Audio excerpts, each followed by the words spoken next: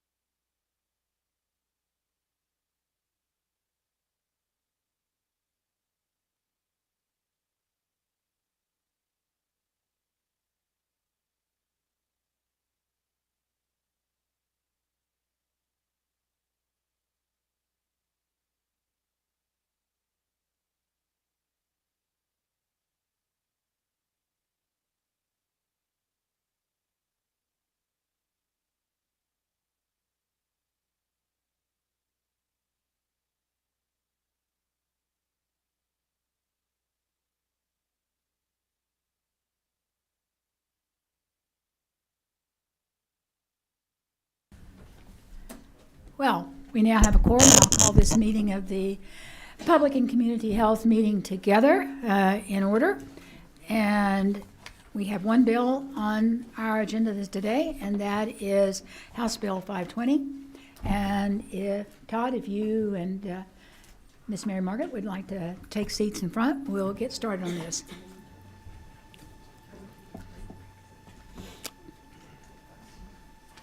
This seems like deja vu. Somehow or other, I've seen the two of you sitting there before. But I appreciate the fact that this one is only 50 pages long and not 70-something. Made for interesting reading.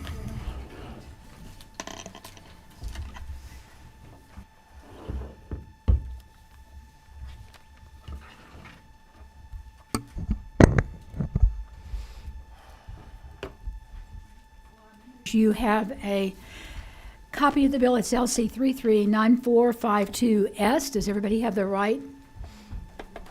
Okay, and you have a summary of House Bill on your desk. You want to follow along with the summary. Okay, the floor is yours. Thank you, Madam Chair, for this opportunity. I'm very grateful. And again, it is a privilege to present to you House Bill 520 for discussion and analysis as we move forward in mental health reform in Georgia. It is a privilege, and I am grateful for the opportunity to do good work, and particularly for all of y'all that have participated in this process over the last year. It might be helpful to begin for some of the new folks, but also some of the folks that were with us last year, to talk very briefly about an update of 1013 and then go into the way in which House Bill 520 is brought to you today, the process since sine die of bringing forward to you the next step of mental health reform. You may remember that there were a number of different studies or analyses that we called for in 1013, and I'm very pleased to report that, as an example, the prescription formulary analysis was filed on time, and it reflected some of the things we did in 1013 in relation to that duty of really understanding what a prescription formulary needed to be on different agencies. In 1013, we assigned one agency, Grant Thomas and Health Strategies, and it came forward on time. There was also an analysis of all the transportation challenges for mentally ill folks that came forward on time, and Commissioner Kevin Tanner is moving forward with some pilot projects from that information that'll help with this difficult issue of how you transport mentally ill people who are in crisis. The budget appropriations for the assisted outpatient treatment grants have all been let. They've all been funded across Georgia, and they are beginning their operation. About this time last year, we had about 15 co-responder programs, and now we have over 36 funded through the funds of last year. We have 49 new teams, and my district in DeKalb County may reflect what's the reality for some of your districts. Brookhaven had already started a co-responder program, as had DeKalb County, but based on 1013, City of Decatur moved forward, and it is a very popular program. We are also evaluating these new programs as they move out. Those are just some examples, along with the significant appropriations that came forward. Explain for new members what the co-responder bill is, or what the co-responders, how that works. For many years in Gwinnett County, and for a shorter number of years in DeKalb County, police departments have engaged mental health professionals to go with them on certain 911 calls. Last year and through today, I'm asking law enforcement, what percentage of your 911 calls come from mentally ill folks in crisis? The answer I get is between 25 and 45%.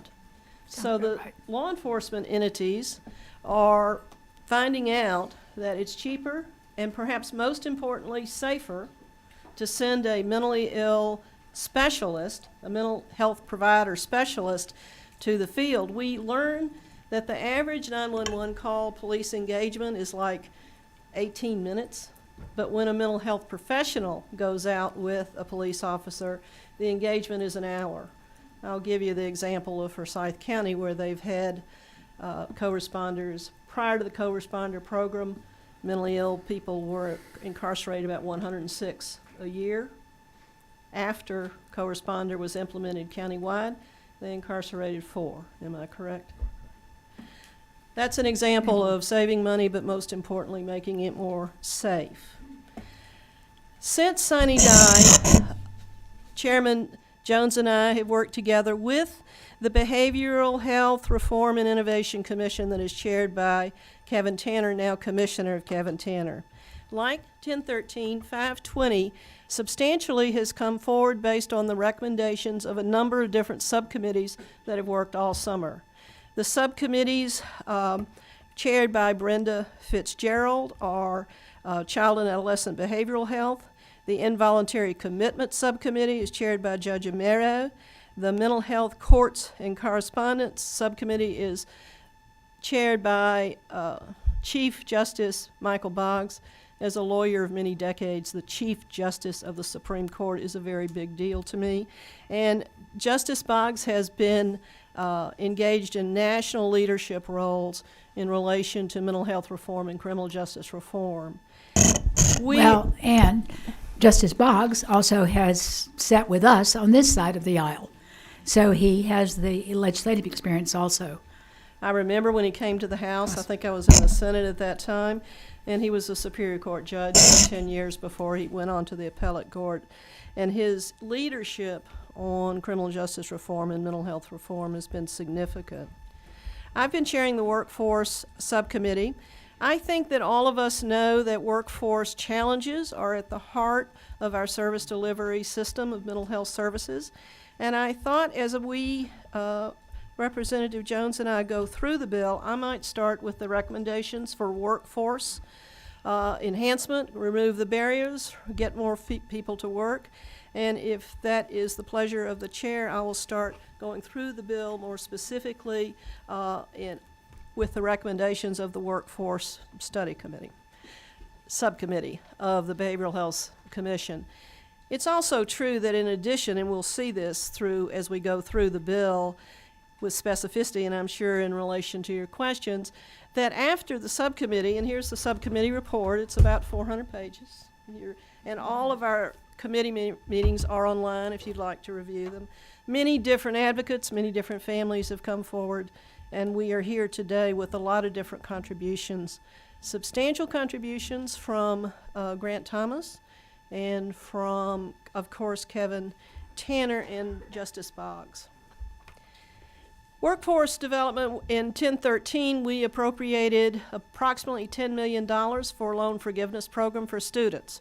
We are expanding the loan forgiveness program to extend to service delivery folks who are delivering services, mental health services, who may still have a student loan. And we believe that that will enhance more people to stay in the jobs where they are delivering.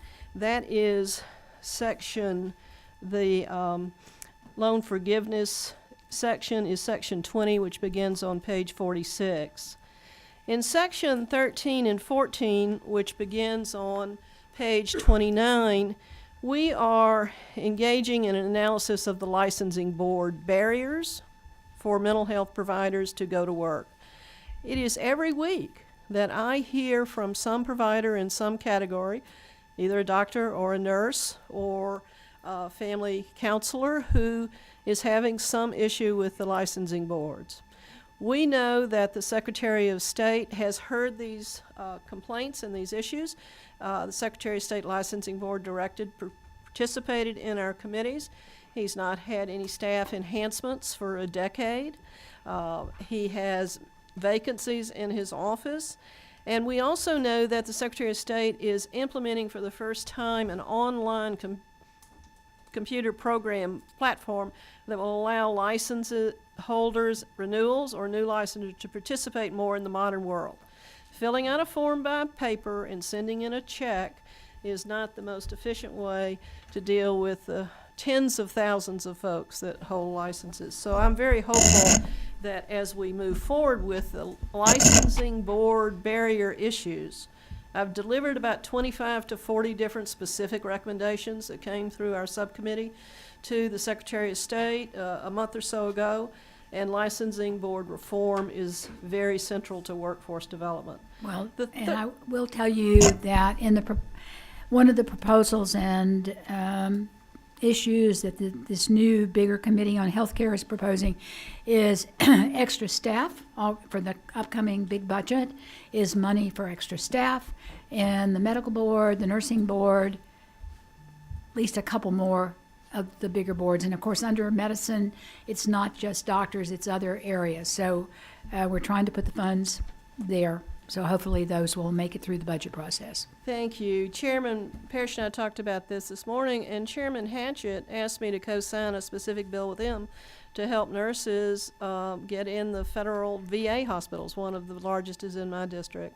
So these are many issues, and I look forward to a real intensive analysis of that. The final major proposal the workforce subcommittee came forward with after the session, after the subcommittee, but through our work, is to create for nurses and other mental health providers an alternative disciplinary process.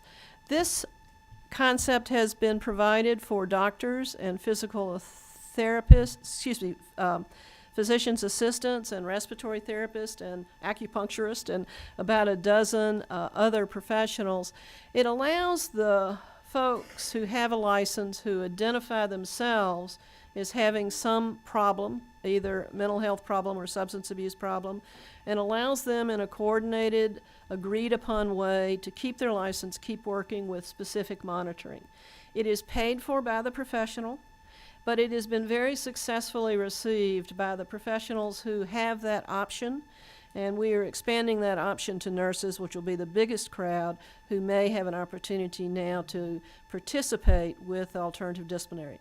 We Okay. want more people to be in recovery, we want them to be monitored, and we want them to keep their license. But now in those other areas, there is a period of time until they are in recovery that they do give up their license. So that would be the same way. Yes, ma'am. Okay.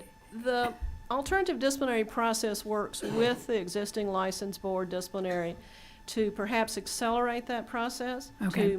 to implement treatment, and the main focus they have is to monitor the treatment and to monitor the service delivery system after the treatment has been implemented, begun, and successfully the person is continuing in recovery to deliver I services. mean, I think it's terrible, and I hate to say it, holding a nurse's license, but we have a tremendous number of the nurses that are addicted, either to alcohol or drugs. And I think the availability of being able to get your hands on easily on narcotics is part of the problem. It And is so it definitely. does, when you've got nurses on 24 hours a day taking care of patients, it's a real, I guess, sort of like candy. It's the chance to perhaps take a medication. So Back in my youth, before I came to the legislature, I was a administrative law judge for the examining boards. I heard nurses' cases who were in substance abuse. I heard doctors. It's a cumbersome process. If you are denying, if you are contesting the disciplinary process, it can be long. But if you are willing to step forward right. and say, I need treatment, and I want to do so Right. under your supervision, and I want to keep my license, that's an option we're going to provide to them. In addition to all of the things that we'll talk about with the bill, all the provisions that I've just touched on, we also have an appropriations process going forward, which is last year in 1013, the additional funding was about $180 million. And in this budget cycle, they will have some additions, and we don't know. We're still negotiating some of those. I've got my fingers crossed for some things. And what I think would be helpful at this point, if I turn it over to Chairman Jones and see what I've missed and what we need to talk about. Well, and could I ask that you walk us through each part? And then we go, you can skip and we get to part that Representative Oliver's done, if you just want to briefly say we've already covered that, or do you want us to have the members hold their questions till the end, or ask them as you go through? If it's possible, Madam Chair, it'd be great to hold until the end. That way I can do, hopefully, a relatively quick summary, and then allowing them to then have an opportunity to ask questions. Is that acceptable? Okay, everybody write it down so you won't forget it. All right. I'll try to keep this as brief as possible. To the chair's request, I'll let you know the sections that Representative Oliver has already hit, and obviously we can go back to those during Q&A. But let's just go ahead and start with section 1. That is the incompetency statute. The reason why you see effectively the entire section as an underline, which makes it seem as if that's all new language, actually that is the exact language that's in statute today, except for just one small exception around subsection 6. But effectively, this will put us into alignment with a couple of cases that we've seen or heard, and this is something that is necessary. And we have heard from our understanding is from Leg Counsel, and we appreciate their guidance and we appreciate all of Ms. Howerton's time, is that in order to put this back constitutionally, we can't just put the part that is, I'll say, flawed, but rather the entire section of the statute and then go ahead and go from there. That's why you're seeing about 13 pages of underline. In terms of, so that moves us all the way to section 2. I'll go ahead and wait. You should be at on line number 290. This is effectively section 2 asks for the DCH to commence a study regarding referral sources, and this is where the DCH and the DBHDD, I'm just going to call that the department because I always flip on those five letters. They will conduct a study to review policies and enable the DJJ and DHS to serve as a referral source for psychiatric treatment residential facilities, and that is super critical. One of the things you'll see is the backbone of this bill. For those of you who've been in the legislature for, I'll say, more than the 2 months since we've been sworn in, you'll know that you're getting calls probably at least a week, every week, if not every month, from some of your constituents saying, what can I do from a facility standpoint? And this is just one part of that. Section 3 is effectively regarding step therapy. And this imposes that the health benefit plans may not impose step therapy for medication for those that have serious mental illness. You'll see later on in the bill, we have the agencies coming together to define serious mental illness, but effectively this, I'll say, bypasses the step therapy and gets them right to where we hope that the doctors are correct in terms of what it is that they need. Speaking of serious mental illness, on section 4, you will see that that basically accounts for a single shared definition of serious mental illness. It's a little hard to treat people when there is actually, I'll say, different definitions. So for those of you, you don't have to be in law. You could be in banking. You can be in, computer science. You have to have similar nomenclature, and this is important. And we've gone ahead and we've asked for the departments to do that. And that is one part of section 4. The section part of section 4, lines 337 to 354. I'll pause just 1 second. That is basically authorizing the department to employ or contract with county-based dedicated coordinators to collaborate between criminal justice and behavioral health providers. For those of you who know anything, I'll say, about our system, and frankly, you could say this about the other 49 states, there is a massive correlation between the homelessness population, the criminal justice population, and I'm just going to say behavioral health, developmental disabilities, and mental health. Moving on to lines 355 to 389. So go ahead and flip to page 15, please. This is basically a statewide private partnership clearinghouse, and this authorizes the department to coordinate an establishment of a public-private partnership to serve as a clearinghouse and resource for best practices in order to support familiar faces. If there's one thing that I've learned from Chief Justice Boggs, from Representative Oliver, and from the commission, is that there is a small population in our state that takes up a huge amount of our resources.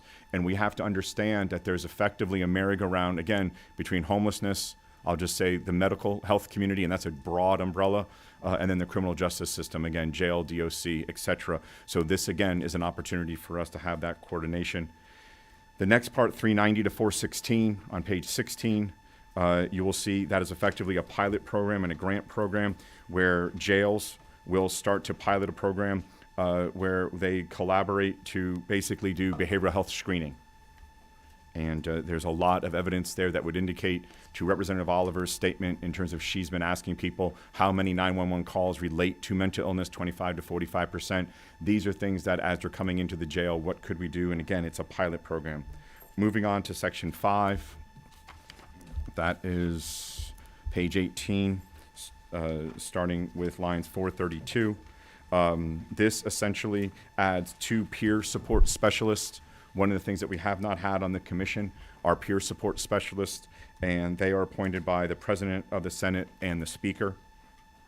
Section 6, starting on line number 466, is basically the Behavioral Health Reform and Innovation Commission duties. So basically, it's requiring the commission to collaborate with the departments, the DJJ and others, to establish, again, a serious mental illness definition. And this will lead to a multi-year plan for forensic and basically peer analysis. And again, that lines up really well with Section 4. Section 7, in terms of the task force on building of continuum of care, which starts on line 501, this requires the commission again to convene a task force 2. And you'll see, Madam Chairwoman, just because of time, I'm not going to read everything, but they'll be able to see in the bullet points what it is that they are required to do. And it's effectively 4 key things in terms of taking in a significant amount of information, requiring a bed study. That, if there's one way to kind of summarize it, it's a bed study. And for those of you who do not know, there are so many times where someone comes in acute, they get stabilized, they then possibly get stepped down. There's typically not a bed available if there is a step down available. And then once they're out of step down, trust me, the chances of there being a facility available, I'll just say low. So we wanted to get a study, and that study is also going to include, it's something that Representative Oliver, Commissioner Tanner, Justice Boggs, and others have talked about in terms of out-of-state versus in-state, because of there's at least,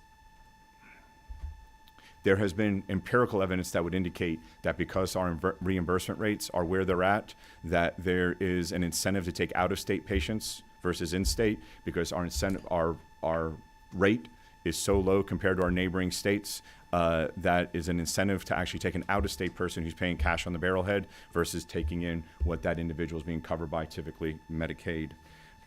Section 8, this is regarding assisted outpatient treatment language, starting on lines 576. And this basically takes out some language that made it a little bit difficult for us to get AOT through, and we feel confident now that we'll be able to knock that out. Again, that's 576 through 632. Hold on, guys, I got to catch up to myself right now. In Section 9, Behavioral Health Coordinating Council meeting delegates, this authorizes the commission, this authorizes the BHCC, who are commissioners of the state agencies, to delegate a representative or agent to attend the meetings of the council on their behalf. So for instance, if you are with the DCH and you are part of the commission, you can delegate someone to go on your behalf. Moving on to Section 10. This is the State Plan for Disability Services. This repeals a statute. So you will see with Section 10, there's nothing that we love more than to take out statutes. So that's a favorite part of my bill, or our bill, pardon me. Section 11, in terms of is the emergency admission for treatment of mental illness, lines 665 to 692. And this effectively, this was, I want to give credit where credit is due, and that's Representative Lim. Came to Representative Oliver and I with a bill that he had, and it effectively has been incorporated into here in terms of 11 and into 12. But effectively, it's about putting as much information with the patient as they are being not just transported but treated, to be able to help with the continuing care of that individual. Representative Oliver covered Section 13, Section 14, Section 15, Section 16. So now on Section 17, lines 865 to 1128.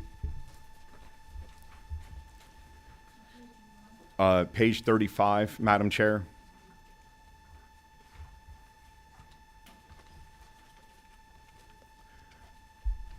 The best way I can describe these 300 lines, so it goes on for several pages, is we had to create an environment where everyone, and essentially, is rallying around whatever it is that we're trying to accomplish. So imagine a child underneath the custody of DFACS, and then DFACS reaches out to the agencies and asks for certain data about little Todd Jones or little Mary Margaret Oliver, and not being able to get that data. Some agencies are indicating there's a privacy issue, some indicating there's a state law issue, federal issue, etc. This section basically creates the GDAC, or the Georgia Data Analytics Center, allows for a clearinghouse, allows for processes for agencies that are not agreeing in terms of the interpretation of privacy laws, data privacy laws, etc., to be able to go to that group and be able to have an opinion done by the director, and then ultimately, with the assistance of the, what's the title, Executive Council to the Governor? The Executive Council to the Governor, and you'll see that on line 939. So the appeal for such determination to the Governor's Executive Council for resolution. So if there is an appeal of the GDOC Director's opinion on how it is to handle this, it would go to the Governor's Executive Council for effectively an appeals process. I can't state enough, at least my personal opinion, I don't want to speak for Representative Oliver, how important it is that we get data in order to improve the care of Georgians, and we needed to make sure that we were doing it in such a way to follow the law, but also in such a way that it doesn't take 2 years to get information on little Todd or little Mary Margaret in order to be able to facilitate his or her physical, mental, or associated care. Section 18, now moving on to line 1129, so I will give you guys a moment to get there. Starts on page 45. You will see A through F starting on 1136, that effectively for Medicaid program to step in and make sure that it covers. One of the things that you'll see there is a central theme around I'll say the criminal justice system, individuals between 18 and 21, and what it is that we can do to ensure that they have coverage. We have seen through a myriad of different studies that this group represents a high-risk group for us, and what it is that we can do and be able to provide that coverage to be able to hopefully associate and help them kind of make it across the line.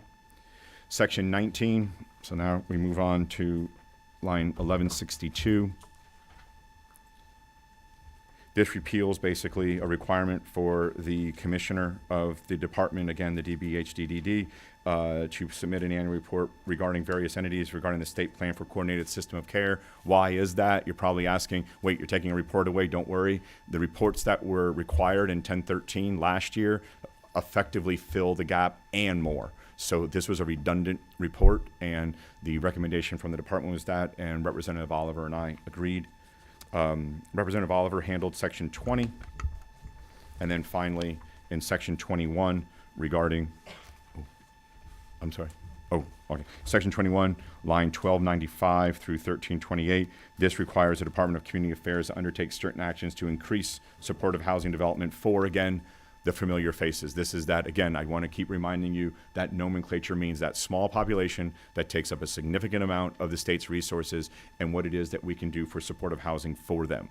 That was, I believe, a 50-page bill in about 8 minutes, so we understand we may have missed some detail. But I think Representative Oliver wants to fill in some blanks. Well, wait a minute. To a great degree, there's a lot of study that's going to go on, and the reports will be due by the end of this year, which means that we should have a lot more information to come back to next session with to make significant changes at that time based on the information that were learned, right? Would that sort of sum up a great deal of it? That's perfect analysis, but let me just add one other thought I wanted to add. All of these work plan studies are due December 1st. All of the agencies that we've been dealing with, Department of Community Affairs, DCH, Behavioral Health, they all want this assignment. They want to be accountable for this work. They want us to know that these are the information sets and the program analysis that they need to move forward and to figure out proper funding. The other reason that we have this designed in this way, there are two other reasons. One is that they are going to be eligible for national grant money sources when they take on these specifically defined tasks. Because, again, back to Justice Boggs, this concept of the familiar faces and the relationship between our jail population, our street population, and our hospital population, a lot of the references in this bill particularly relate to his work, and that means money can come with this work for the work that he wants to do in the next 6 months. The other thing that's important to Kevin Tanner and important to us as members of the General Assembly is recognition that our forensic program for the folks that have been declared mentally ill and not able to stand trial in court, the criminal population that's mentally ill, there's 641 forensic beds in Georgia in 4 or 5 different hospitals across the state. And a number of the different provisions that we've given you some specifics on relate to the actual law about when someone is declared to be not capable, not competent to stand trial, to represent him, participate in his or her trial. How does the law treat them? How are they restored to their competency? That's a really deep in the woods legal analysis that Kevin Tanner wants us to spend some more time on and more attention in relation to making sure that that criminal justice process works adequately. The bed study analysis, just one other, I hear, it's fascinating to me, I hear we have enough beds, we just don't use them well. Right. And then I hear another crowd that tells me we desperately need more beds. I want somebody to give me real data on that, and I particularly want this bed study to tell me, us as appropriators, what are we missing in community services here. that seem to dictate a confusion around our It's in here. beds? Madam Chair, I'm happy to answer any questions the committee may have or expand on any matter that the committee would like Want to know. more Okay. information. Questions from the committee? You ready to go? Oh. Representative Reese.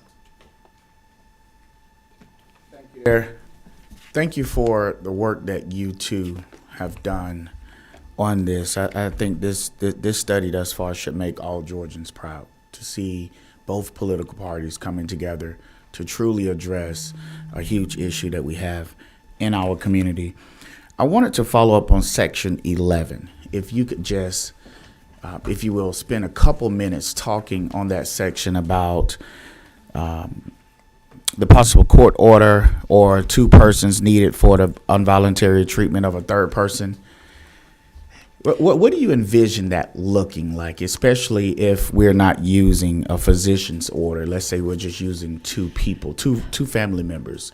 How would that look? I'm glad you asked about that. I think y'all heard Representative Lim's bill last week, and I'll give you the history of this provision. As a constituent originally of Chuck Ifstration and a Gwinnett County constituent, it was one of these stories that we hear as representatives. A sister with her other family member petitioned for emergency 1013 guardianship evaluation, and which the law allows today. If you and I saw another representative who was in a mental psychiatric crisis, you and I, if we saw him in the last 48 hours, under today's law, you and I can go petition the court for evaluation. That law doesn't change.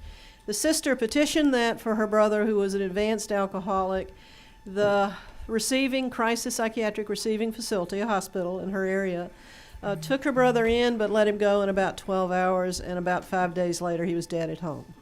And she felt and came to us, if the treating facility had had the affidavits from the family or had had the physician's evaluation affidavit, then they would have paid more attention. I think that was a compelling family story to us, and Representative Lim took over this bill and brought it forward. It doesn't change the law substantively, in my view. It changes the process whereby the facility will get them information that it needs in order to make a proper evaluation. Thank you.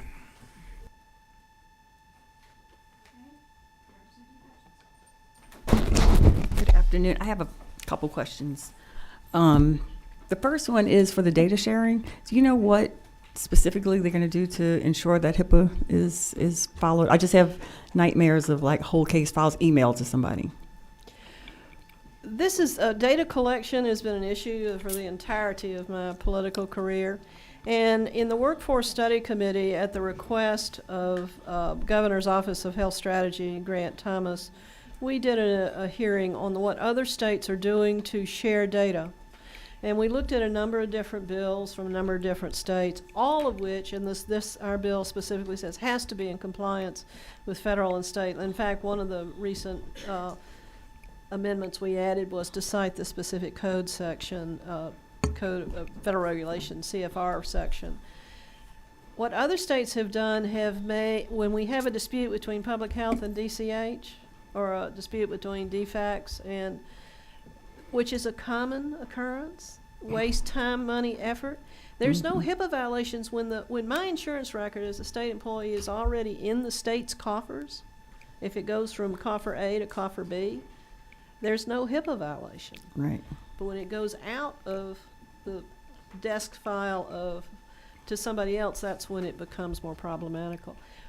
We have decided strategically, and this is Grant Thomas's leadership in their analysis, that if you make every state agency one agency as a matter of law for the purpose of data sharing, the long delays and the long disputes between agency A and agency B can be resolved significantly. And if they can't, we will find somebody to be a tiebreaker. And also with the data sharing, I don't know if it came up in meetings, but one big problems that providers have is fingerprints. Yes, And ma'am. fingerprints and background checks. If you have a contract with DBHDD, DFACS, DJJ, all of them require different fingerprints, which is a cost for each one. So I think it's like somewhere around $75 for each one. So if you're onboarding somebody, if you're doing 3, that's $225 worth of just fingerprints, and it's the same information. And I've inquired about this before. It might be a federal thing, but it would reduce the cost that providers have if they could share the fingerprint and background information. Do you know if that's going to? I make this request. That's a great question. It's a great example. You and I together can email the GDAC and say, tell me how you solve this under 520. And if she, Dr. Conti, has a specific suggestion how we can improve 520 about that specific example, that'd be a great addition. I would love that. Seems like that'd be one of those impediments that we're looking for to, Absolutely. that can be solved fairly easily now that we know about it. Yeah, Representative Hutchinson, I think in terms of the fingerprint analysis or fingerprint storage and then transmission of that, I think that's a great example in terms of, I'll say, on its face PII versus overtly PII, or I'll say not overtly PII. I think ultimately the dispositive answer here is 929 to 931. At the requesting agency, the GDAC director shall perform a review of the data request and issue a final determination as to whether such transmission or access data from one agency or another would violate state or federal law. And then it goes down further in 942 in terms of the advisory group that the GDAC director would be leaning on. And then, as we said in 939, that there can be an appeal against that. But then it does go into an exhaustive list starting at 970 or so, 1 through 10, in terms of what we are hoping we will see in that transmission and what those transmissions could possibly include. Clearly, we don't have on there, I'll say, it doesn't have on there necessarily biometric, but it does have on there what could be, I'll say, connoted as biometric. And then again, that conversation has to be had in terms of state and federal law. Okay. Next question is in section 18. The introduction about the CPT code for psychological evaluations. From what I understand from here, is this saying that they shall pay out the CPT code for psychological evaluations. From what I understand, they do pay it right now, but they don't. We would like for them to pay it in more situations. That's okay. So, okay, that's what I wanted to make That's sure. an example of that's an example of a discussion that all of these subcommittees have, is an example of bringing forth another discussion. The inconsistency about psychological evaluations reimbursement seems to be an issue. I Yes. hope this helps resolve it. I hope so too. Isn't that one of our major problems with children? Yes. Yes, it You is. know, it's slowing down the fact that we get them to the right care at the right time, so it's imperative. So, And finally, I just want to say about the bed study. In my humble opinion, I think it became a much bigger problem several commissioners ago, DFACS commissioners. There was a commissioner that felt that group home owners were getting rich off of group homes. So a lot of group homes went out of business. And I know we're trying to get away from congregate care, but those group homes really came in handy. And with so many of them closing, I think that's another big problem for lack of bed space. If we had that interim group homes, between full-on hospitalization, if we had that group home level available to us, I think the beds would improve. The bed situation would improve.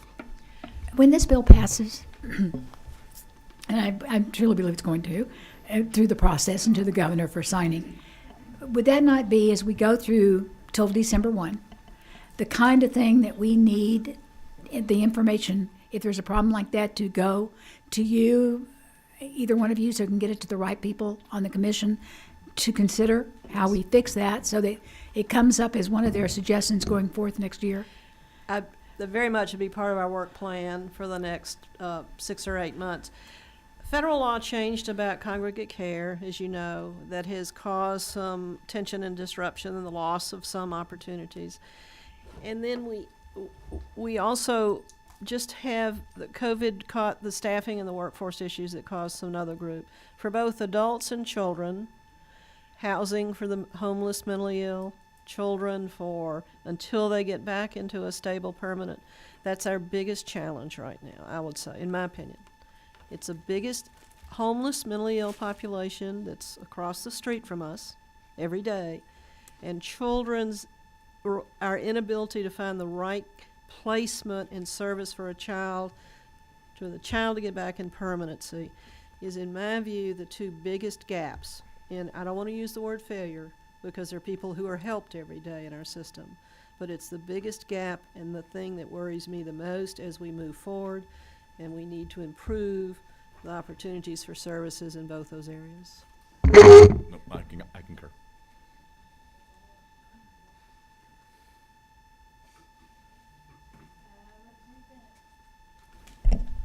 Thank you, Madam Chair, and I thank you to the authors. I don't have any questions, but I do have some comments that I'd like to make. First of all, thank you for this work. It's a ton of work. It's a lot of heavy lifting, and I'm very supportive of and invested in helping Georgia to be #1 in our health rankings. We're #1 in place to do business, live, work, and play. And also, I'm invested in working to help us be a better place in our health. So support to get the data sharing, the data gathering, I think goes a long distance, and support for our psychiatric crisis. As we understand it better, and criminalization goes down for mental health, I see this has been a great step in the right direction. So I'd like to thank you for bringing this work together. The bed study is very, very important to me. I'd like to see how that data pans out. The workforce study is also a very special part that typically people don't actually put together with mental health. And so as we collect the data, I'm interested and I'm excited about seeing the results come December 1. I know there's still a lot more work to do. I'd like to also look at the compliance issues and how the data pans out across the state of Georgia. Thank you. Thank you, Representative. Representative Howard. Thank you, Madam Chairman. Once again, I ditto that this is an awesome bill, much needed, especially in the people that I represent. And I've expressed this in other settings, even with family members that we are having to deal with. And this bill seems to address a lot of that. I can't wait to find out what the familiar faces, how the familiar faces and the serious mental illness definitions pan out. I look forward to that, of course. And then one of the biggest portions of that, I think the clearinghouse is a big issue. Many times a person will end up in one hospital, and then if they're in another incident where they are in another local hospitals, there's no data that connects the treatment.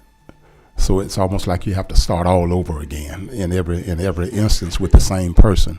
I guess one of the questions is on the age limits from 18 to 21, how recent is that study? First of all, one of the new assisted outpatient treatment programs that's been funded and won a grant is in Augusta. So I'll put you together with the Augusta behavioral health people that can help Appreciate you that. follow how that's going. I'm sorry. The 18 to 21, you mentioned We that. have a change in the law and change in policy about how you treat the 18 to 20-year-olds, 21 years about Medicaid assistance and about continuation of foster care services. We're having trouble getting referrals for that population as they leave or transition through DJJ. It's just a little bit of a problematical situation right now. We are they I'm talking about foster care children particularly, but I'm also talking about children who age out of the DFAC system and choose not to be a part of the foster care funding process. There's just some problems there, and I think that's the best way to describe it. Yeah, and I guess in my last one, you mentioned the rate issue with the lower rates attracting out of state. Right. Are we addressing that in this bill, or would that come later? We're addressing it, in my view, in the Medicaid rate study, which is a big deal and which is a part of a lot of conversations. Our Georgia bed rate is about $408 a day for an intensive psychiatric bed for a child. Tennessee's is over $620. If we can't solve that problem, well, let me rephrase it. We have to solve that Got to solve the problem. problem. Yeah, okay. All right. Thank you so much. I appreciate it. Thank you, Madam Chair, and thank you for bringing this bill. I think those of us who worked somewhat closely on 1013 when it first went through understood that this set up a precedent for us and that it gives us a checklist of things to work on for the next years and, frankly, decades to come. One thing that I wanted to talk about with the bed study, which I think a lot of people were interested in, and also the workforce study is these things obviously go together, right? Because when we talk about beds and talk about not having beds, what we really mean is staffed beds, right? And we've seen this not just in the mental health community, but in the physical health community, that we will have available beds in hospitals, meaning rooms that are empty, but we don't have enough people to cover those beds. So a bed is nothing without staffing, right? So in terms of this study and the governor's workforce study committee, is there a plan for those two to work together? Because really it's synchronous work and one means nothing without the other. I have been in contact with the governor's folks on that. They have a broader physical health and mental health, and our focus is mental health, but we have been talking throughout this period of time. You know, in DeKalb County, our crisis beds, 40% of the folks that come to DeKalb County's crisis beds are Fulton County residents. DeKalb County Crisis Center serves 6 counties. And our allowance for crisis beds should be 36, is now in the low mid-20s because of staffing. So staffing is critical in every different level of our service delivery system. I'm just going to add one thing. For those of you who've heard the name Grant Thomas today and you're new to this committee, he is the governor's chief policy officer on health, on healthcare. So just in case, but that was Dr. Al. That was literally with Grant Thomas this past summer. Representative Oliver and I had several conversations with him in terms of not just how the study is going to work, but then also in terms of the loan repayment. And I likened it, and sorry for the baseball metaphor, but I likened it to, single A to all the way to the major leagues. Initially last year in 1013, we saw, I'll say, a heavy emphasis on single A, people entering school, the undergraduate level. Grant Thomas didn't say it this way, but I'll go ahead and paraphrase. He was looking for people who are already in the majors and what can they do to get immediate effect. And so after several conversations that we had with Grant Thomas, we felt as if we needed to have not just an effect on the single A and the triple and the double A, but also on the majors. So there is now a balance between people who can come right in and get something done for us, and then at the same time having the people that we're going to, quote, groom and educate through the next 2, 4, 6 years, depending on the level of education that they're going to get. So hopefully that gives you some more color. I think that's exactly right, because when we talk about a pipeline issue, obviously we can incentivize people to go to school and stay in state for these types of things, but it takes a while for the pipe to fill up, especially when it's a really big pipe. Yep. And I think we saw this, we were talking about the need particularly for mental health provision in the homeless community, that we were talking with our partners who do excellent work in this arena with Mercy Care, that they actually have a physical facility that's built and ready to go, but they just don't have any staff to run it. So that's sort of the issue we're looking at, to tackle it from all angles. If I may, we all know it's about staffing, and one thing that came very clear to me, many other states have facilitated, this is on the licensing board issue, get them working today. They've already been trained in some place outside the United States. They've been working professionally in some place outside the United States, and yet our licensing board is inhospitable, that's one nice word to use, to foreign trained professionals who have exceeded any kind of requirements that our state has, but doesn't have the right language around things like curriculum. I'll give you an example. Gwen Squinter, who some of y'all know, is executive director of Devereaux. She's using the HN1 program, what I think of as a farmer program, to provide daily service delivery staffing for her psychiatric hospital up in North Cobb. There's a wide variety of opportunities for us to expand our workforce. We just have to get on it, and foreign trained professionals is one of the options. Well, and I think you're looking at it, and also this, overview on health and trying to coordinate health is also looking at the same thing. I have a dentist that's foreign trained and has a license in 6 other states, no complaints against him, who lives in Georgia, who would like to come home and practice in Georgia, and I can't get him a Georgia license. Under a license. So we are, the fact that he can be a doctor that travels and does dentistry and has done it where there's a record, and we can't find some way to bring somebody who's proven themselves as being competent back home to Georgia is really shameful, and we're on it. It just takes a little time. Rome wasn't created in a day, but this committee has really moved us forward, and thanks to Speaker Ralston and now the new speakers' commitment to also furthering this group. I'm very appreciative of it. Okay, Representative Dempsey. Hey, thank y'all. I think one of the greatest challenges in this measure is how big it is. We all hear that. We hear it's a big bill. There's so much going on in it, so much important work. It's kind of hard for everybody to figure out. I mean, I know I'm sitting here looking at it myself and trying to figure out. I'm so excited about GDAC. Did that bill a while ago, Todd, excuse me, Representative Jones, Chairman Jones. It's good to see some muscle being put there to make it function like it was really intended to function, not to just be a sort of a placeholder for easy projects. So I'm really excited about that in there. How many new task force exist in here? Several. I'd say 5, maybe. But again, Are you going back? That's right. She went back to 1013. I think you're going this year or last year. Well, it wouldn't be bad to look at last year too, but I mean, how many new groups to work on things are we sort of coming up with? And I'm not opposed to that. I'm just trying to get my hands around it. We did. We have new studies. I think the only task force we've labeled as a task force may be the homeless task force. But I will say I think fewer. I think about 5 is what I think. But Total. I want to come back to that's for the purpose of getting funding. Oh, I know. I get And it. for the purpose of accountability. I get it. And we have resources in this state we're not using. We have Right. resources in this capital we're not using. Right. So I look forward to real work. I think GDAC is one of those too. One of the, it's a huge one of those actually in my mind.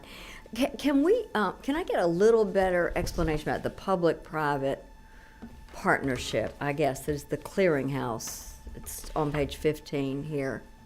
Just That's- any more information about that. I think that's part of one of Justice Boggs. Justice Boggs got a grant from a national group that had been worked exclusively in this area of the population. What he calls familiar faces, what I call the population that goes from the street to the ER to the jail. And that is some of his language, which is contingent on funding, and I believe he has the pipeline for funding of that. Pilot projects, in my experience, have a good and bad. And if you have it particularly defined and funded and evaluated, it can be good. Yeah. Anything else? Yeah. Mr. about Chairman public Dempsey, I think the way that I'm looking at it, have always looked at it after reading from Chief Justice Boggs, has been where could we have a repository of best practices, of information and things like that that we learn in one part of the state and we can apply to another part of the state. You literally have right now a fragmented approach to these familiar faces. If you were to go down to Valdosta versus Augusta versus Savannah versus here in Metro Atlanta. So we're trying to do that. On top of that, being able to provide information and resources to the rural parts of our state that right now, frankly, lack not just financial resources, but also this type of information and best practices. And personally, think there's great value in a public-private partnership. Is it somewhat, and just because I haven't had time to study it yet, I really do want to dig in and study the bill without a doubt. But is it sort of an unknown? I mean, just as I glance through it, the public and the private, who are we talking about? I think we're talking about Possibilities. national nonprofits, or we're talking about local faith communities. Okay. I mean, my church has had a substance abuse recovery program for 25 years. We are a downtown church. So, I mean, that's just one example of a private partnership that would be very helpful. And these guys do a lot of security jobs around. So, I mean, there are lots of options. Well, it talks about a statewide public-private partnership. So to me, that's one when I read that. And I may be misreading it because this is a quick glance, no doubt. So I just wondered about one, who that one, is there anyone that y'all know who that might actually be? Or I know that Justice Boggs has been working with one national entity, but I'd be happy to follow up with him Yeah. and either make a correction on that or get you a good answer. Right, because I, like you, I think of the diversity in our communities across the state. Each one might be able to handle things differently and do a better job than, from a larger entity. I don't know.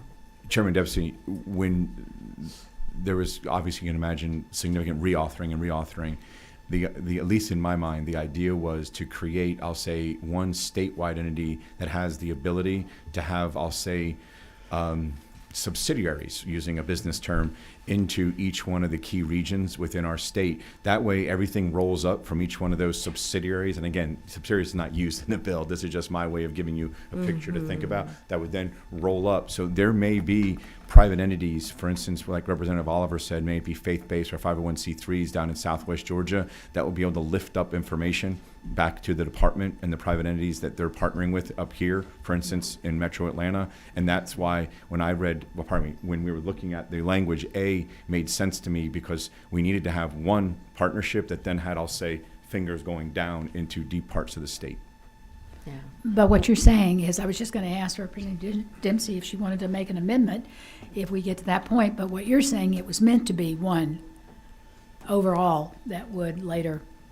Yeah, it is one clearinghouse as written here.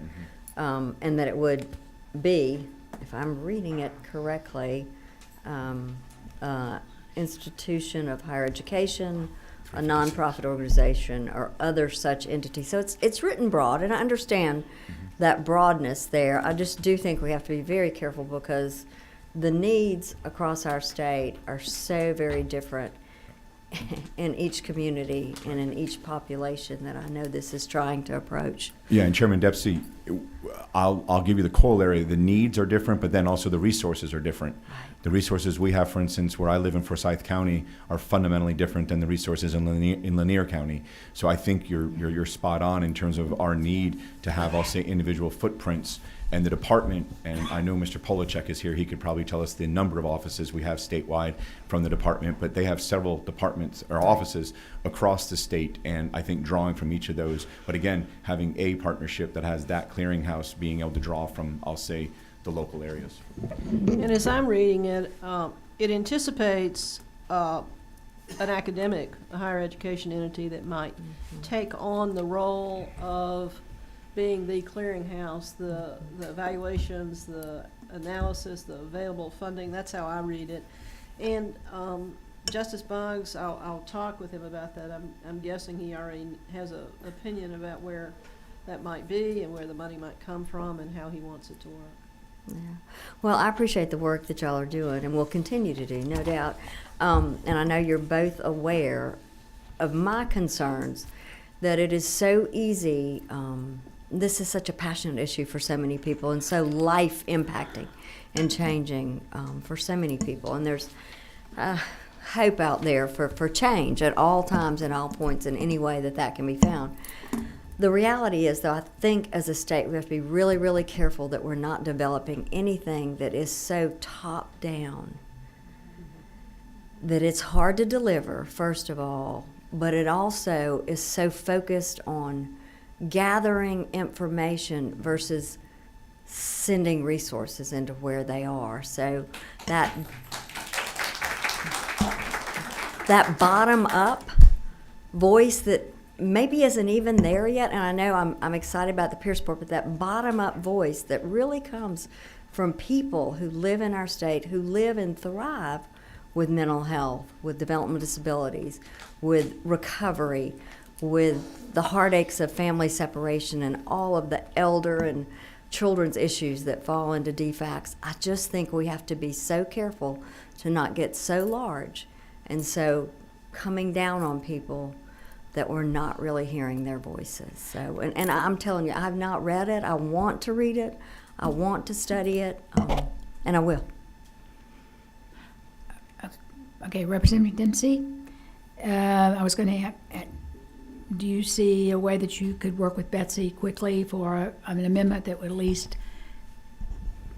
show that it needs to be broader, or? You know, I don't know that that's necessary. I don't mean to interrupt you, but I don't know that because I haven't studied enough. Well- I'm not trying to change what's been done here. I just want us to continue to keep our focus on the real Georgians that are really struggling. Okay, Representative Dempsey, but then I know your passion and your concern and the knowledge you have about this issue. Therefore, and I know we're all busy and we're coming down to the end before crossover, and things are getting really hairy, and it's a 50-page bill. Do you want, we don't have to vote on it today, I have another committee meeting. Would one day for you to go home and study tonight and look at it?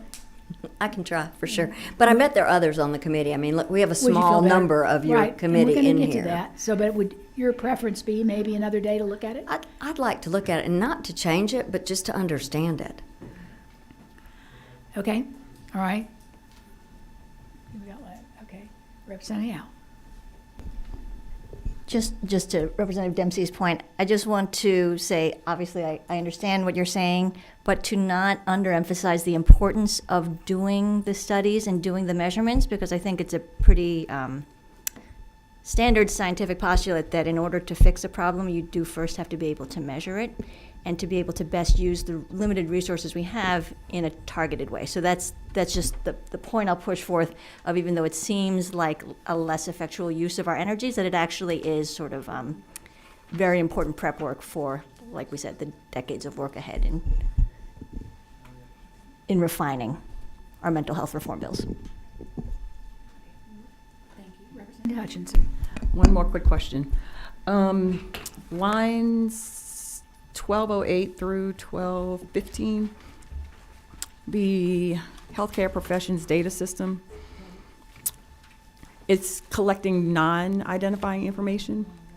So when I read it at first, I was thinking that this is a database for people to see where the providers are, and if they need them, they can contact them. But if it's non-identifying information, is the purpose of this just to map out where the professionals are? The purpose is to map out where professionals are, and we did a data collection and a survey of professionalisms in 1013, and we realized we left some people out and baited a little bit deeper and a little bit stronger. I don't need to know that Shelley Hutchinson works in Lilburn, but I do need to know how many there are different kinds of databases for different purposes. A referral source would need to know whether or not you take Medicaid, Right. but a system analysis of where we have to go with staffing might not need to know, if that's helpful. And Yeah, I would just, the best visual I would give you is a heat map. right. So I'm looking for a heat map of all the and I know it's not doctor, but I'm looking for all the oncologists, I'm looking for all the GPs, the OBs, etc. I don't need names, I don't need to know how long you've been practicing, but rather I just need to get a good sense of where I have, I'll say, intensity and where I have holes. And I just want to say that thank you, because this is a fantastic bill. I'm very much for it. And at the proper time, I move do pass. Well, yeah, I'm sorry you I have to know. wait and let I'm just Representative saying. Reese do that. You can second it. Okay. Representative Reese, you had a question. Yes, it's just a couple things I want to follow up on as it relates to the public-private partnerships. I feel huge fan of public-private partnerships. Private partnerships that take something out of the state and out of the government, and also brings in entities that are more vested in their local community. You know, one thing we have seen from the healthcare field recently is that the more information we can share amongst our providers and professionals, the better treatment and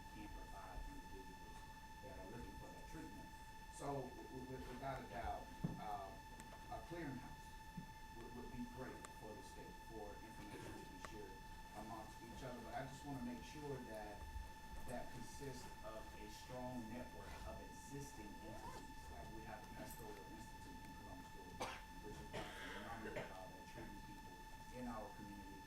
They understand some of the local patients, they understand some of the local challenges, and we wouldn't want that taken away from them, the opportunity to be able to treat them that way. So just want to just add that out there. It seems like it's taken care of here. Sometimes when you're reading things, you don't get the full intent, you don't hear the actual conversation. You can't really determine right now what it's gonna look like when you execute this big plan that we have in front of us. Those things may be included on the operations side, I'm not sure. I just want to go on the record saying I would like to see that.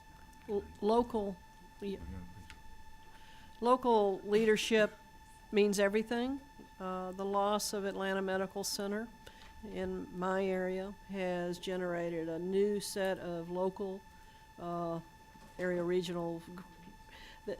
Local leadership means everything.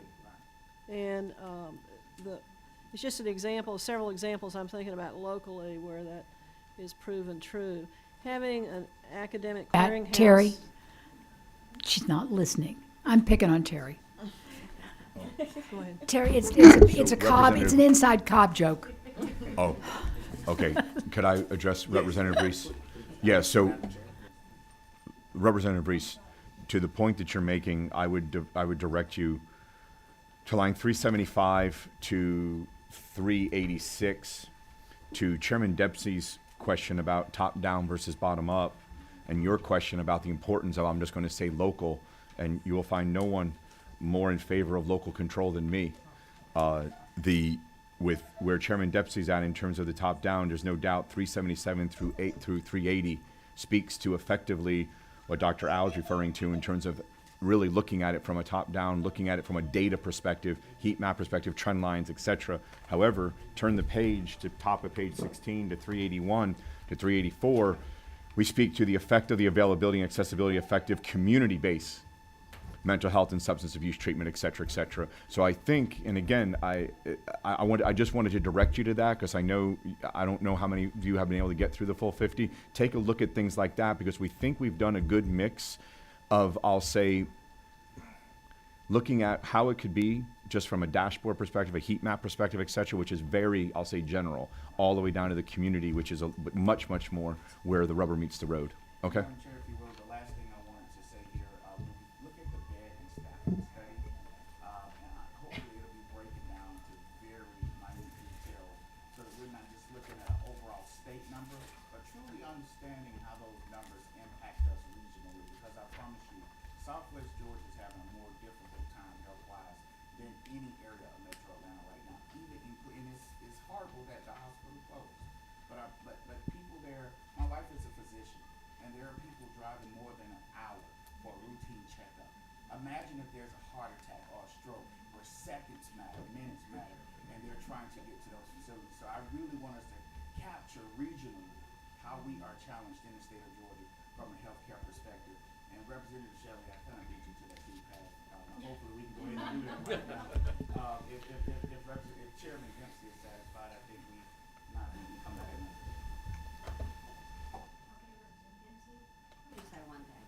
Chairman Dempsey is not opposed to this at all. So let's get that real clear right here. I just know that last year we passed a big measure, much bigger than this. It left the House, and it had to be changed greatly. I am so proud of our House, and I want it to leave the House well and not be caught in that snare again. We're bigger than that. We're better than that. And a day doesn't change the outcome of this. We will be at a point on sine die, on crossover, and I'm not proposing that that's what this happens, but when bills are coming out, good bills, good things can happen. We still have some time, but I'd love it if we could all take it home, read it, study it, ask questions from people, and try to make sure that the measure that leaves the House is the best measure it can possibly be. Representative Bennett. Thank you, Madam Chair, and I will conclude with that to Chairwoman Dempsey's point.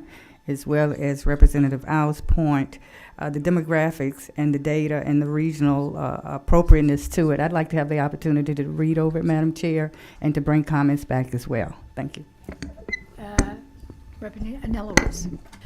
Thank you. I was able to read through about 2/3 of the bill over the weekend, and so and most of my questions have been answered. And I just wanted to get y'all's reiteration on this point because I noticed a lot of things that are going to be expected to be done by December 1st of 2023, and I just wanted to get get that clarification that the departments they have the capacity for this, they're ready to do this, they're ready to go.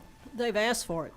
Department of Community Affairs and Kevin Tanner, DBHDD, they've asked for it. We had just an hour ago conversations with DCH about what our suggestions are to them.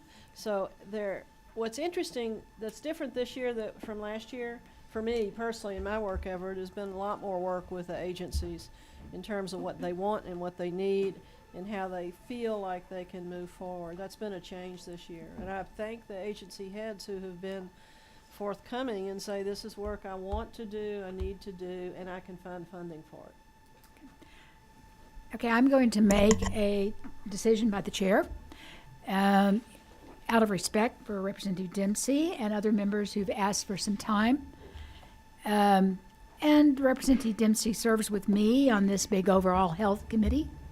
So I think that one evening, and I better not catch you out dancing or eating somewhere out, enjoying yourself, you better read this bill. We have a long day on the floor tomorrow, and I would also, as you have read this tonight, members, that you would go up to, Representative Jones or Representative Oliver and talk about it. It seems to be that one of the problems that we might need an amendment on would be something in this area, making sure that that overall committee, the private-public partnership area, to make sure that there's some statement about the fact that, it'll cover the state and be specific to the state area, or is that what I'm hearing from the committee? But maybe look at that area, if you could. What page was that on, Katie? Public partnership, that it's a little more I think it's on clear, that 15. emphasizes trying to make It's on 15. decisions based on the needs of different areas or something. I'm not sure, but something like that. I'm very happy for whatever consideration. I mean, I'm And asking you- I'll ask Justice Boggs what if he had anything specific Oh, in mind. Right, And if there's some way that you could, would be more assuring to everybody that it will cover the state, but it will not be top down, and that it will take into consideration the specific different needs. And with that, is that telling us it's time to go? Okay. All right, Chairman- but rather than, and so because of that, whenever we get to have a meeting tomorrow, y'all need to show up. But in case those that have come to speak on the bill don't want to make another trip down here, I am going to listen to their comments also. Kim Jones. Tell us who you're with and go. Thank you, Madam Chairman. Kim Jones, Executive Director of NAMI Georgia, also a proud mother of a child with a mental health condition and a co-founder of the Georgia Mental Health Policy Partnership. Thank you for your attention today to this bill. We do support it both as NAMI Georgia and the Georgia Mental Health Policy Partnership, who represents 20 organizations across the state. I'd ask them to stand up if they're here today so you can see the members who are in attendance. I wanted to thank many of the leaders today, Representative Dempsey, Hutchinson, Chokas, Owl, and many others who have been working on moving mental health forward for the past many years, and so excited to see it here today.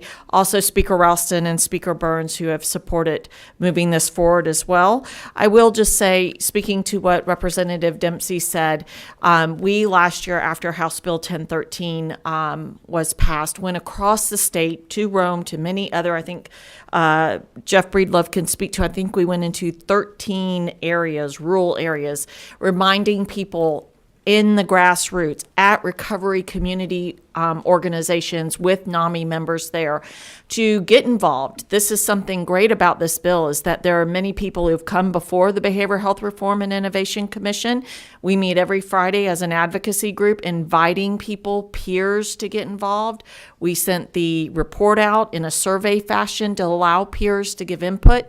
So I just want to say that from the advocacy perspective, we have dug deep into our rural areas especially, and to our peers to get input on that. And I will yield the rest of the time to my fellow Georgia Mental Health Policy Partnerships.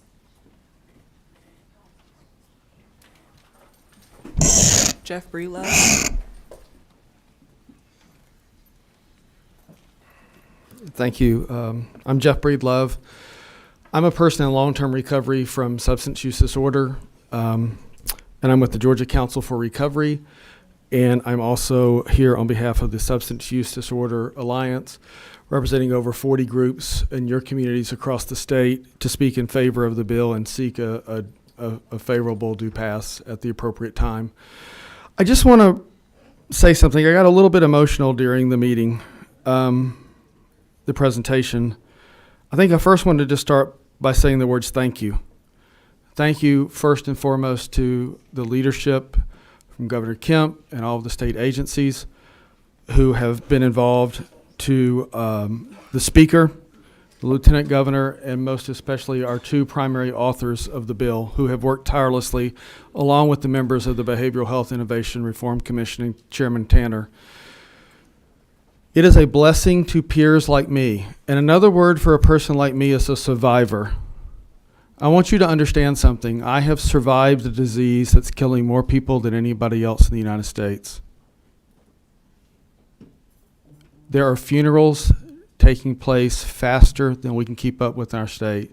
So what you're doing is saving our lives. And thank you for taking time out of your busy schedule to address our issues. I just wanted to make sure you know it has your work has the appreciation, the thanks, and the love of some 800,000 Georgians that have survived just the addiction part of this disease. I just want to say that this bill is a necessary bill. I consider it to be a workforce bill. As mentioned from one of the members, we can have all the beds or all the programs or all the funding in the world, but if we don't have a workforce to provide the services that peers like me need, then none of it really matters. So thank you for discussing ways and debating ways to build the workforce. And I want to end on a comment about the data collection and all the task force. Nobody respects privacy more than me. I think it's important to make sure that we have privacy protections in place. But I do know this is an epidemic, and we have got to trust science, and peers need our medical providers, all of them, doctors, psychiatrists, psychologists, counselors, to have the necessary data they need, because at the end of the day, this is a brain disease. And we don't have all the answers in science. So we support efforts to correctly gather the necessary data so that those who will save our lives have the new data that they need to find the breakthroughs that we all hope and pray for. And I just thank you all again for your work on this bill. Whitney Griggs. My name is Whitney Griggs, and I am the health policy analyst with Georgians for a Healthy Future. Georgians for a Healthy Future is a nonprofit policy and advocacy organization that works to make sure that all Georgians have access to quality, affordable health coverage. And we just want to say we are supportive of the bill, and so thankful to the bill sponsors for bringing another bill for mental health reform. We do want to add that there is a lot of talk about the Familiar Faces programs and the supports that we can put in place to help stop this cycle of homelessness, emergency room, behavioral health crisis intervention. And no amount of pilot programs or grant funding is going to fix the fact that these people need a medical home. They need consistent access to treatment. So we've suggested, and we sent line edits, but that was before there was a sub, so now the lines don't add up. But to direct DCH and the Office of Health Strategy and Coordination to study expanding Medicaid coverage to cover Georgians that meet the Familiar Faces program and have a serious mental illness. Utah and South Carolina have done a similar program to provide health coverage to this group and have found a lot of benefit to stopping this cycle when they can have a medical home and access to health care. And I've also been asked by one of our partners, the Multiple Sclerosis Society, who's also a member of that MHPP, that they are supportive of the bill and have added some comments to your packets today. Representative Jones and Representative Oliver. The governor and our expansion for a Georgia program has been approved finally by the Biden Commission. Would many of these people that are in this program not be eligible already for coverage under there? No, they likely are not able to hold a job, so they won't meet the 8-hour-a-week work requirements, and they also don't meet the exemptions that are included in pathways. Madam Chair, last year in 1013, there was a specific opportunity to expand Medicaid based on the socially determined issues. That issue was taken out by the Senate. Okay. And since I have served in a Senate, I will spare you a 45-minute analysis about why that competition. Yes, thank you. But I think it's back in our bill, and we will go back to the Senate and say, now we have more evidence that we need this. I don't know if Governor Kemp's proposal will cover X percentage, because I'm not as familiar with the details of the work requirement. But Okay. And the social determinants of health waiver doesn't offer coverage to more people. It just changes the benefits that are available to current Medicaid enrollees. All right. Well, obviously, Representative Oliver said that it was in our program, and we'll see what we can do with it. Thank you Thank very you. much. Darlene Lynch.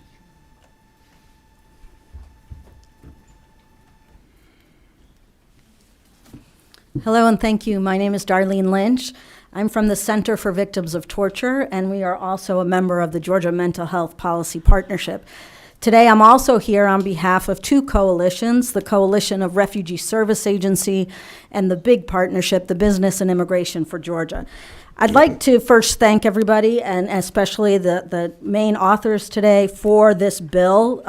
We are very supportive of this bill, particularly the provisions that will help ensure that the improved system we're building today will meet the needs of Georgia's rapidly growing refugee and immigrant communities. And I want to lift this up just a little bit. Georgia is one of the 10 most diverse states in the nation, consistently ranked in the top 10 for ethnic and racial diversity, and those numbers are going up very quickly. Today, 1 in 10 Georgians is foreign-born. That's more than 1 million people. And for some of them, cultural and language barriers prevent them from having any access to mental health care. The Center for Victims of Torture is one of very few number of providers that provide culturally and linguistically appropriate care and that serve our refugee community.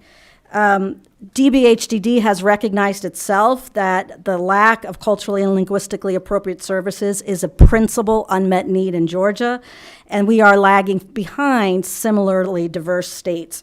So I want to applaud in particular the provision of the bill, and I don't know what the section is anymore, that would deal with the restrictive licensing rules we have here in Georgia. This is something the bipartisan House Study Committee on Maximizing Global Talent looked at. Allowing experienced foreign-trained clinicians to practice here in Georgia will help all Georgians, and in particular, those from our diverse communities. They are an untapped resource for us, and I'm glad to see that is part of the bill. I will just point out a couple of things that I would like to just suggest. On the data collection, I think there are a couple of provisions in here that we can include better data collection on the foreign-born community and on the qualifications and competencies of our workforce. So for instance, there's a place where we're asking for ethnicities of our providers, but we should also be asking what languages they speak. So I can send those forward. I would also like to revisit the co-responder provisions. We know that we have immigrant communities that are at risk when they engage with police who are not or with mental health providers who don't have that competency, so we'd like to see something added there. But overall, we're here to support this bill and believe it's a really terrific step forward. Thank you very much.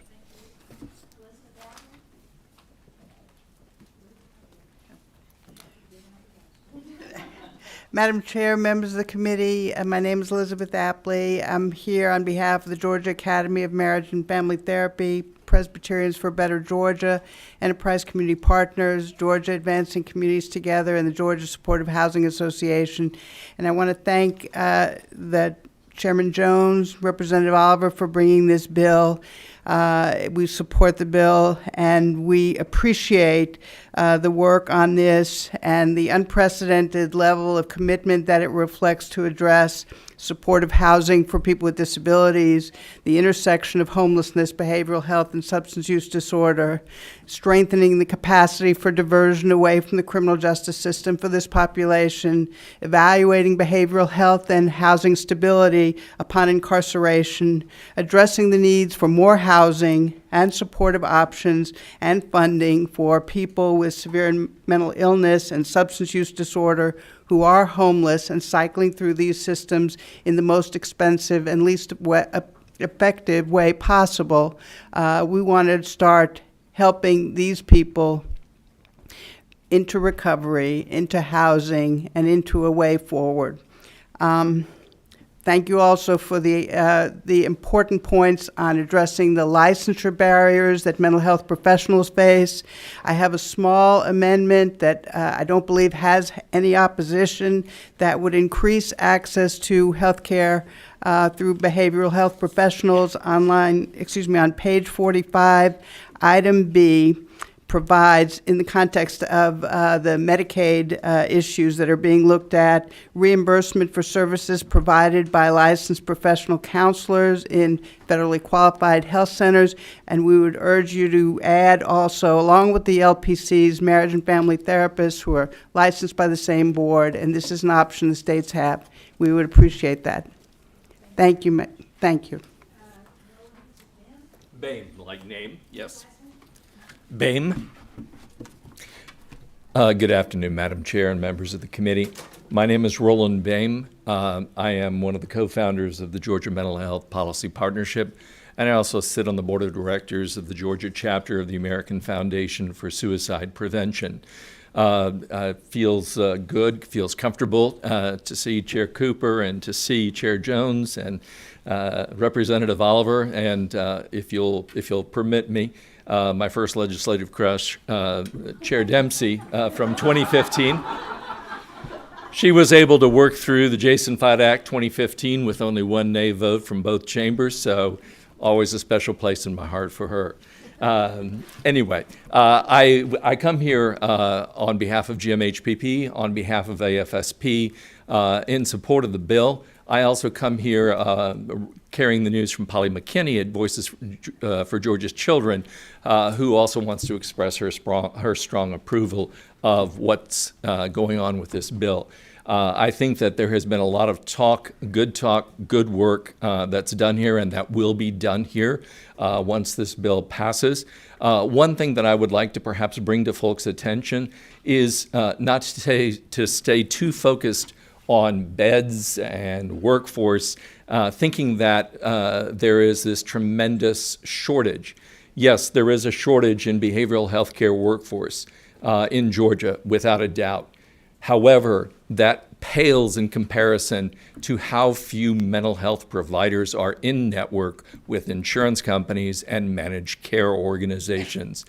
I believe that some of the work that will be done with the studies from the BRIC Committee and through DBHTD and others will demonstrate that there are many people who are practicing in Georgia, and I will point out probably more than 50% of psychiatrists are not in network. And why aren't they in network? We're going to be looking at that, but it's pretty clear they're not in network because their reimbursement rates are so low and the demand is so high that they can maintain in private practice. They can get paid on a current basis. They don't have to deal with administrative, non-compensated administrative time. and they can provide the services, more services to the individuals that need their care. And so I'm hopeful that what we will see is a variety of things that have been uncovered over the last 3-4 years in particular. And when I say uncovered, it's looking at things like there was a McKinsey study in 2017 that said 1/4 of all the plans they viewed had fewer than 20% of available providers in those networks. That meant 80% of the people in that state, 80% of the providers were there, but were not available for Medicaid in particular, but also private funders.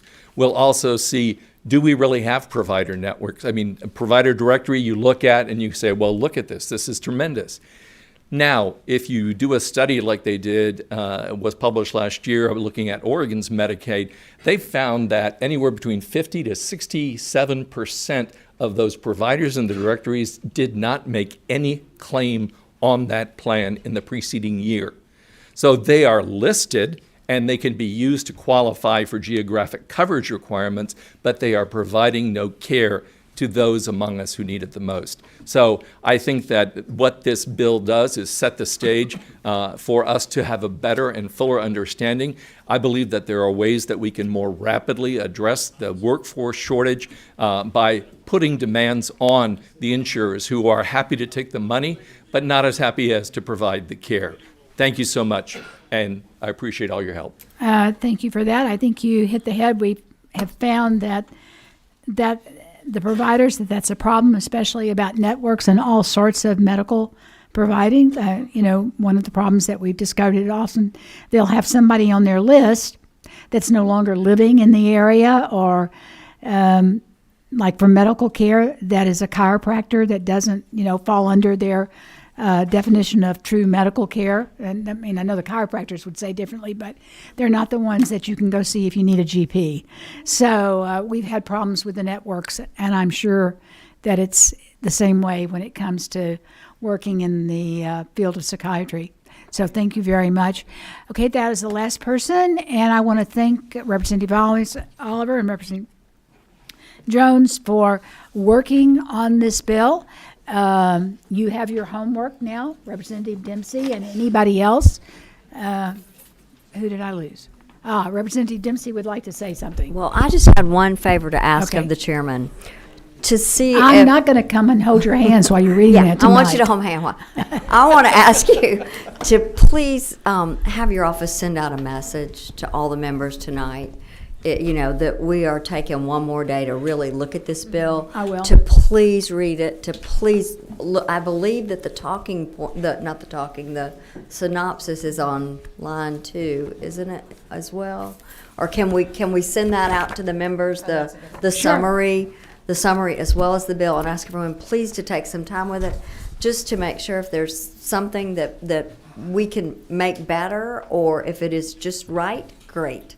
Okay, are you want me to copy, or just put where they can find the bill online? They can find the bill online. But I'll have them send Maybe this. this could be sent out, just to really let everyone know how much it matters. Okay. Thank you. Representative? Madam Chairman, Betsy Howerton has also done a summary, so I'm sure she will give that to you to send out. So we've got a couple of summaries. And if I may, I want to recognize former State Representative John Simpson, now Superior Court Judge, who's given us all his time because he's involved with the familiar faces in his courtroom. Oh, okay. Thank you very much for coming and listening, and all that you've helped with to make this bill be closer to a reality. Thank you, Judge. I appreciate that. And with that, we are adjourned.